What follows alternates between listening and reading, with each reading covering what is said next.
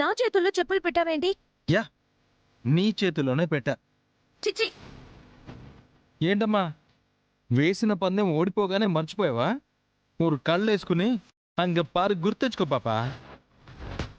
పద్దుకి నీ చేత్తో చెప్పులు తొడగాలి, ఓకేనా? నువ్వు అన్నదానికి నేను రెడీ. అయితే ఆఫ్టర్ ఆల్ నా పాత చెప్పులు సాటి చెయ్యని బతుకుదింది, నేను దీనికి చెప్పులు తొడగాలా? ఏయ్, ఏంటి చూస్తున్నావు? నేను నీ కాళ్ళకి చెప్పులు తొడగాలా? వద్దు, నేనే తొడుక్కుంటాను. ఏయ్, ఆగండి ఆగండి ఆగండి ఆగండి. తల బిరుసుతో పందెం కట్టి తర్వాత ఓడి తల వంచను అంటే ఓకే అని ఒప్పేసుకుంటాననుకుంటున్నావా?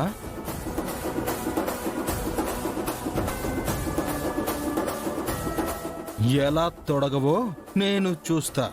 ఒప్పుకోకపోతే ఏం చేస్తావు? ఏం చేస్తామని వెంకీబాయతో మళ్ళీ కొత్త పందెంగాని వేశారు మేడం.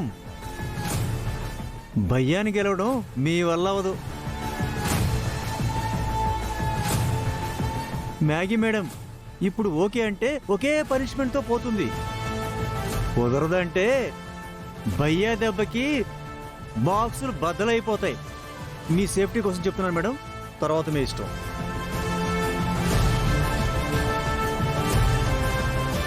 హలో, చూసింది చాలు.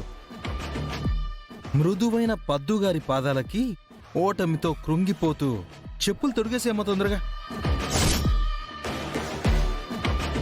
చూడు, మనం ఒకరికి కీడు చేయాలని థింక్ చేస్తే అది మన మొహానే ఇంకై పడుతుందని ఇప్పటికైనా తెలుసుకో. తొడుగో.